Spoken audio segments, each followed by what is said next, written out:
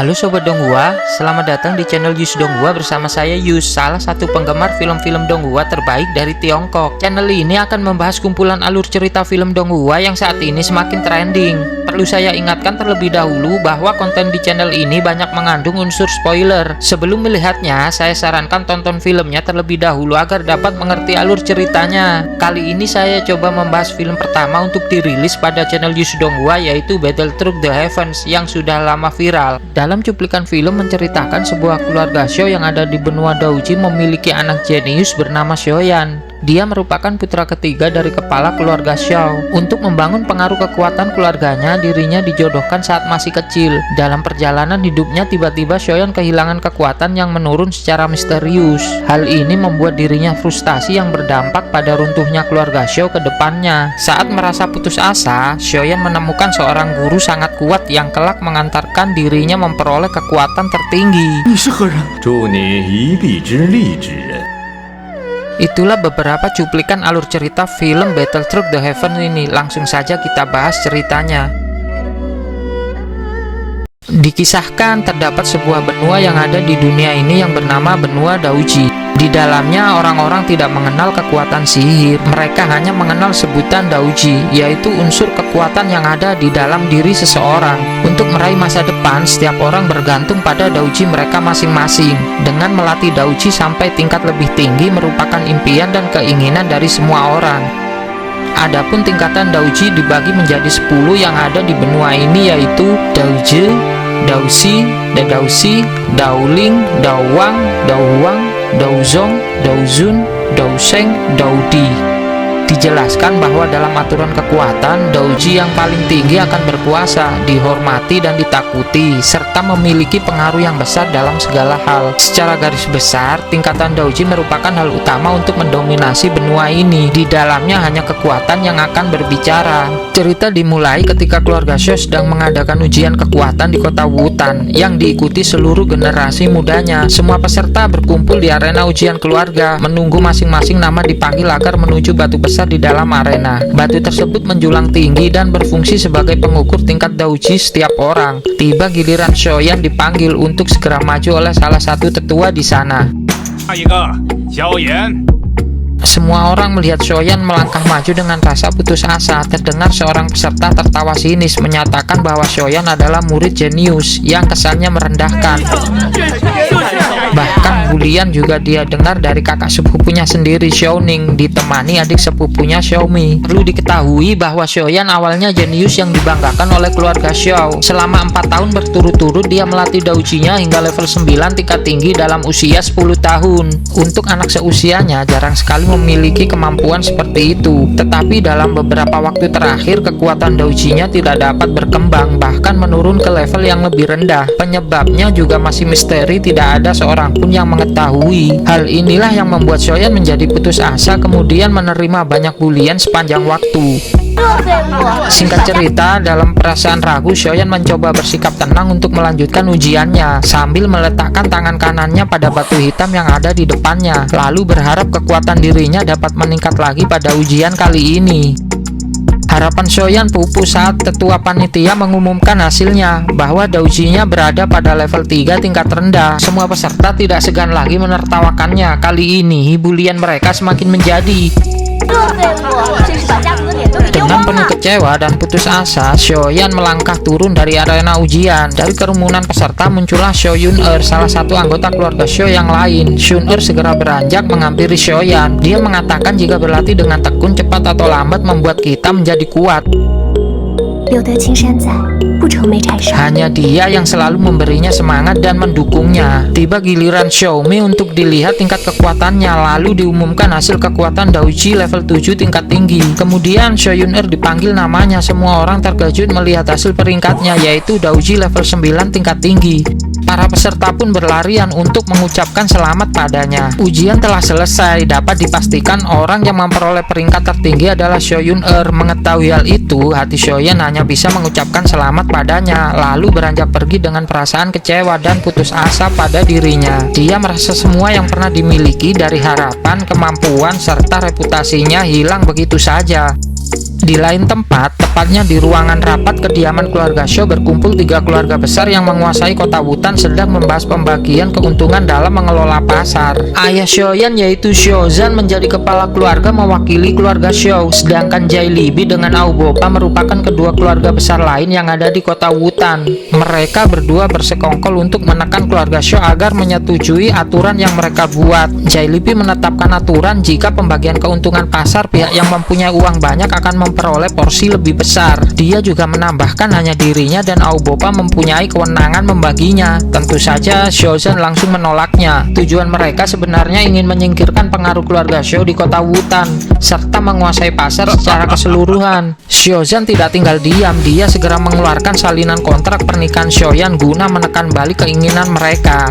Mengetahui itu adalah kontrak pernikahan jenius Xiaoyan dengan Nalan Yanran dari keluarga Nalan, yaitu murid utama sekte Yunlan. Ekspresi mereka berubah seketika. Kemudian berpikir jika memusuhi sekte Yunlan pasti akan berakibat fatal karena anggota sekte tersebut memiliki praktisi kuat yang sangat banyak. Apabila mereka masih memaksakan keinginannya, sekte Yunlan pasti tidak akan tinggal diam. Maka bagi mereka dipastikan akan kehilangan semua yang dimilikinya. Suasana perseteruan 3 keluarga besar berubah tenang saat Nalan Yanran tiba-tiba datang di tengah rintik hujan bersama 3 orang murid dari sekte Yunlan yang sebelumnya tidak pernah diundang. Kemudian Nalan Yanran memberikan salam sebagai kalimat pembuka kepada Xiaozan, lalu disambutnya dengan hangat. Tanpa basa-basi, Nalan Yanran mengeluarkan sebuah kolektor pil Qi dihadiahkan kepadanya, yang mana pil tersebut dikatakan dapat membantu meningkatkan Qi Xuan 100% tanpa hambatan, bahwa seseorang melatih Qi tingkat 9 menuju level berikutnya apabila gagal dalam mengumpulkan Qi, resikonya akan menurunkan ke level lebih rendah dan biayanya 10 kali lipat lebih besar. Bahkan dampak terbesarnya akan menghancurkan masa depan karena waktu terbuang sia-sia untuk berlatih. Mendengar penjelasan seperti itu, semua orang terbuka atas hadiah pemberian Yan terutama Xiaozan yang merasa canggung menerima hadiah tersebut. Meskipun di dalam hatinya sangat menginginkannya, tetapi hadiah itu diberikan dengan maksud tertentu. Perlahan Yan mencoba mengutarakan permintaannya, yaitu ingin membatalkan pertunangannya dengan Xiaoyan. Xiaozan sangat kaget setelah mendengarnya, bahkan dia meminta Yan mengulangi ucapannya itu. Suasana seluruh ruangan yang tadinya hangat kembali tegang. Xiaozan memberitahu akibat yang ditimbulkan oleh permintaannya itu, bahwa di benua Daoji hal itu merupakan penghinaan terbesar pada sebuah keluarga. Tetapi Nalan Yanran tidak peduli. Menurutnya, jika pertukaran kolektor pil tersebut sebanding apa yang diinginkan. Nalan Yanran juga membawa nama besar ketua sekte Yunlan, bahwa ketua sekte menyetujui pembatalan kontrak pernikahannya dengan Xiaoyan. Awal mulanya sekte Yunlan memang merestui kontrak pernikahannya sebab Xiaoyan merupakan orang yang dianggap jenius. Namun setelah mengetahui kekuatan jenius keluarga Shou menurun menjadi Daoji level 3 tingkat rendah, sekte Yunlan akhirnya setuju dengan keputusan Nalan untuk membatalkan kontrak pernikahannya. Semua alasan dia utarakan tanpa memberi kesempatan Xiaozan berbicara, bahkan sengaja membiarkan murid sekte Yunlan menunjukkan kekuatan Daoshi tingkat 7 di hadapan semua orang. Sontak saja semuanya merasa kaget serta sedikit khawatir.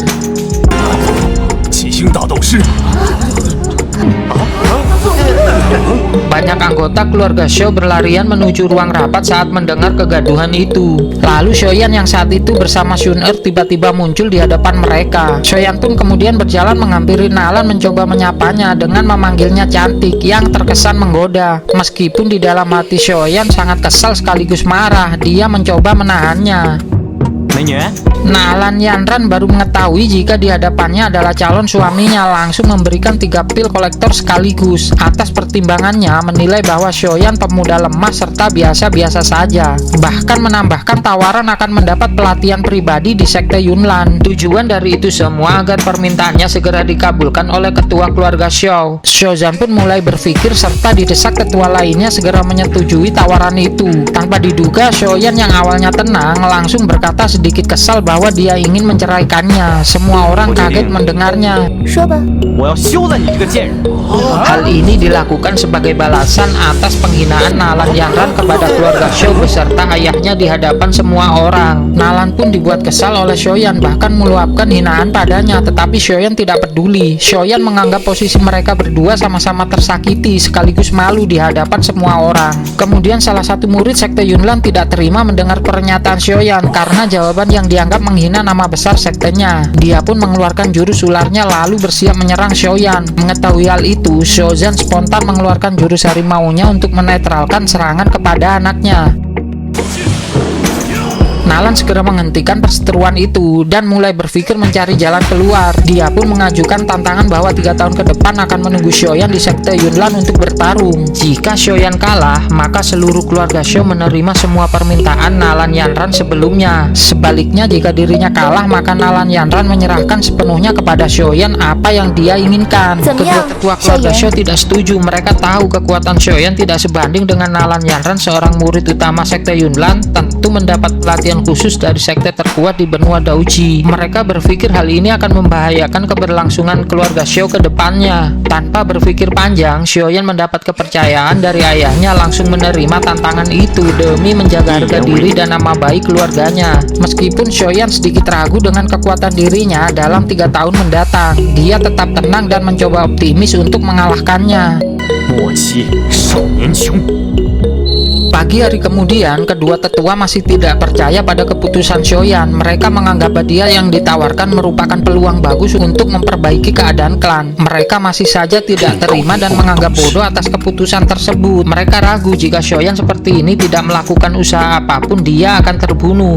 什么3年之约，还不是去送死？ Banyak juga murid keluarga Shou pesimis pada keputusan Shoyan saat itu. Banyaknya hinaan dan cacian yang dia dengar membuat mental Shoyan semakin rapuh. Dia berlari mencoba menenangkan diri. Shun-er yang saat itu berada di belakang Shoyan berusaha mengejarnya. Shun-er merasa kondisi mental Shoyan saat ini sedang dalam titik terendahnya. Dia takut jika terjadi sesuatu padanya. Tiba-tiba langkah Shoyan terhenti tanpa berkata apa-apa. Dia memberitahu Shun-er dengan mengangkat tangannya agar memberikannya waktu sendiri. Dalam kondisi lelah, Shoyan berjalan menuju halaman dalam di kediaman keluarganya. Sesampainya di jembatan, tanpa sengaja dia bertemu kakak dan adik sepupunya, serta beberapa murid keluarga Shou lainnya. Masih dalam topik permasalahan yang sama, Xiaoning menyapa dengan kalimat sindiran jika yang datang saat ini adalah jenius yang terhambat. Shoyan tidak mempedulikannya, dia terus berjalan namun selalu dihalang-halangi oleh mereka. Xiaoning terus menyalahkan Shoyan serta membawa nama tetua keluarga Shou. Dia berkata bahwa keputusannya sangat merugikan keluarga besarnya yang menolak pemberian 3 pil kolektor dari Nalan Yanran. Xiaoning juga meragukan bahwa Shoyan mampu memenangkan pertarungan 3 tahun mendatang. Semua kalimat yang diucapkannya seolah-olah keinginan Shoyan untuk menghancurkan keluarga Shou dengan menantang sekte Yunlan. Sebenarnya Shoyan mengerti maksud dari ucapan sepupunya itu, kemudian mencoba membalikan keadaan. Dia mengatakan bahwa Xiaoning hanya ingin memperoleh hadiah pil kolektor Qi saja. Jika mempunyai kemampuan, seharusnya dia bisa mendapatkannya. Melihat tindakan Shoyan yang membuatnya malu, Xiaoning memprovokasinya agar menunjukkan kemampuan bertarung sebelum melawan Nalan Yanran. Dia juga mengatakan jika Shoyan hanya bisa berlindung di balik wanita, yaitu Shou Yun-er sebagai adik sepupunya. Shou Yun-er memiliki kekuatan Daoji level 9 tingkat tinggi di antara semua murid yang lain. Tentu saja Shoyan tidak terima, kemudian langsung mengeluarkan jurus apinya untuk menyerang Xiaoning. Dengan perbedaan tingkat Daoji yang tidak seimbang, Shoyan akhirnya jatuh terpental. Mengetahui ada perkelahian antara keduanya, Shou Yun-er berlari menyelamatkan Shoyan lalu memaksanya berhenti bertarung. Merasa kemampuan mereka masih di bawah Shou Yun-er, semuanya segera meninggalkan Shoyan yang sedikit terluka. Dari hasil pertarungan tadi, Shoyan menyadari kemampuannya bahwa dirinya memang tidak cukup kuat. Dia meminta Shun-er untuk pergi karena saat ini dia ingin sendiri. Shoyan yang merasa kecewa atas keadaannya berlari ke hutan bambu menuju makam ibunya, sembari mengingat hasil ujian yang diperoleh saat itu, yaitu Daoji tingkat 3 level rendah dan juga penghinaan Nalan Yanran kepada ayahnya yang tidak bisa dia lupakan. 我要退婚。 Di depan makam ibunya, Shoyan menangis lalu berlutut meminta maaf karena menganggap 3 tahun lagi akan mempermalukan ibunya. 3年后， Dari kejauhan ternyata ayah Shoyan telah datang terlebih dahulu. Shozan merasa iba melihat anaknya dalam kondisi seperti itu. Dia berjanji pada dirinya akan berusaha membantu sekuat tenaga. Di hadapan batu nisan ibunya, Shoyan meratapi nasib mengharapkan keajaiban terjadi. Tiba-tiba terdengar suara yang mengatakan jika keajaiban dia inginkan telah 怎 datang. 么，见证奇迹的时刻到了？ Lalu cincin Shoyan mengeluarkan cahaya dan sekumpulan asap berwujud roh lelaki tua. Dia memperkenalkan dirinya bernama Yaulo, 我喜欢别人叫我药老。 orang yang akan membantu meningkatkan kekuatan Dauji dengan waktu lebih singkat. 助你一臂之力之人。 Yalo menjelaskan di benua Dauji ini selain kekuatan, unsur keterampilan dan keahlian setiap orang juga penting. Dia juga mengatakan keterampilan bertarung dibagi menjadi 4 tingkatan, yaitu Tian, Di, Xuan, Guang. Sedangkan tiap-tiap tingkatan masih dibagi lagi menjadi 3 level. Yalo mencoba memberitahu Shoyan sebagian besar praktisi kuat di sekte Yunlan hanyalah sebatas peringkat Xuan tingkat tinggi. Bahkan dirinya menjanjikan dapat melatih Shoyan menuju tingkatan lebih tinggi lagi. 真的？ Awalnya Shoyan sangat senang mendengar penjelasan dari Yalo, mengira akan ada kesempatan untuk mengalahkan sekte Yunlan. Lalu dia berpikir sejenak apakah benar Yalo ini lebih kuat dari sekte Yunlan. Dengan pengetahuannya saat ini, Shoyan sedikit ragu karena sejak ratusan tahun keterampilan tingkat Tian di benua Dauji tidak pernah terlihat lagi. Sedangkan sekte Yunlan merupakan yang terkuat di benua Dauji, hanya memiliki praktisi level Xuan tingkat tinggi. Untuk menjawab keraguan, Shoyan mengujinya dengan mengatakan jika sebuah keterampilan tinggi tidak berguna tanpa adanya pil yang bagus. Ia juga menanyakan kemampuan membuat pil untuk dirinya, lalu coba membandingkan dengan sekte Yunlan yang dapat membuat pil secara mudah disempurnakan oleh reseptarier atau alkemis tingkat 5. Dengan percaya diri, Yalo berkata akan menyanggupinya, apalagi hanya sekedar membuat pil tingkat 5, meskipun terkesan sedikit meremehkan karena menurut Yalo kemampuannya membuat pil lebih tinggi. Yalo menjelaskan jika dirinya merupakan praktisi hebat, baginya tidak ada tingkatan yang tidak bisa dipelajari. Yalo juga mengatakan jika menginginkan lebih banyak pil hebat darinya, Shoyan cukup menganggapnya dan memanggil dia sebagai guru. Shoyan pasti akan diberikan pil sebanyak yang dia mau. Mendengar syarat yang dikatakan Yalo begitu sederhana, Shoyan berkata jika dirinya ragu apabila orang sekuat Yalo tidak mempunyai motif atau tujuan lain untuk membantu. 你不信？ Kemudian diucapkanlah rasa terima kasih dari Yalo karena merawat dan menjaga dengan baik di dalam cincinnya selama 3 tahun. 因为我要报答你3年的供养之恩。 Secara mengejutkan, Shoyan mulai menyadari jika kekuatan Daujinya menurun dan tidak dapat berkembang karena diserap oleh Yalo. Untuk mempertahankan wujudnya yang lemah berbentuk roh, timbul sikap marah pada diri Shoyan mengingat semua yang menimpanya selama ini ternyata disebabkan oleh Yalo. Lalu Shoyan bersikap menyerang dengan kekuatan apinya, tetapi dia berpikir tidak ada gunanya karena saat ini dirinya tidak bisa mengalahkan siapapun. Dalam kondisi putus asa, dia beranjak pergi. Kemudian Yalo menjanjikan untuk mengembalikan kekuatannya yang hilang dalam waktu 1 tahun. Mendengar hal itu, Shoyan malah meminta waktunya dipersingkat kurang dari setahun, harus mencapai level 7 sebagai bentuk tuntutan permintaan maaf darinya. Meskipun sedikit merepotkan, Yalo menyetujuinya lalu segera meminta Shoyan menyambutnya sebagai guru. 那你先拜我为师吧。 Dengan perasaan masih sedikit kesal, Shoyan enggan menurutinya sebelum dia menunjukkan kekuatan untuk mendapatkan pengakuan sebagai guru. Dalam satu gerakan, tiba-tiba semua bambu yang ada di sekitar Shoyan roboh, seolah-olah ingin menimpanya. Yalo segera pergi dan memberikan sebuah resep pembuatan pil untuk merangsang kekuatan Qi. Kemudian Shoyan diminta segera mengumpulkan semua bahan di kertas tersebut. Meskipun harga semua bahan tergolong mahal, namun Shoyan tetap berusaha mendapatkannya. 什么？不能让钱给憋死！看我的吧！ Di lain tempat, tepatnya di kediaman Jailibi, dia terlihat sangat marah pada Shoyan. Entah apa yang membuat dirinya emosi hingga melemparkan gelas di mejanya. Secara spontan anaknya yang berada di sebelah membisikkan sesuatu padanya hingga membuat dirinya tertawa lepas. Sepertinya hal ini merupakan siasat mereka untuk mencelakai Shoyan serta ingin menghancurkan keluarga Xiao, dan film pun bersambung. Sekarang kita masuk pada kesimpulan untuk film ini. Di dalam dunia kultivasi ditetapkan aturan bahwa yang kuat akan memakan yang lemah. Normalnya setiap orang memiliki kekuatan tinggi dengan mudah memaksakan keinginannya pada yang lemah. Shoyan awalnya dianggap jenius oleh orang-orang, tidak lagi disegani karena kekuatannya menghilang. Bahkan masa depan keluarganya terancam hancur akibat yang dia alami. Hal menarik dari film ini diceritakan saat Shoyan menemukan keajaiban ketika mengenal seorang guru spiritual, lalu membantunya untuk meraih kekuatan lebih tinggi. Sepertinya kejadian ini akan merubah nasib dan menjadi titik balik kehidupan Shoyan ke depannya. Itulah alur cerita film Battle Troop The Heaven Season 1 episode 1 dan 2. Saya rangkum menjadi bab 1. Untuk bab 2 nya saya coba ceritakan 3 episode sekaligus karena film ini sudah tayang untuk season 5 nya. Pada video selanjutnya akan fokus menceritakan pengalaman latihan serta perjalanan hidup Shoyan di benua Daoji. Jangan lupa melihat alur cerita donghua lain yang tak kalah menarik di channel ini. Terima kasih sudah menonton. Sampai jumpa pada video saya selanjutnya.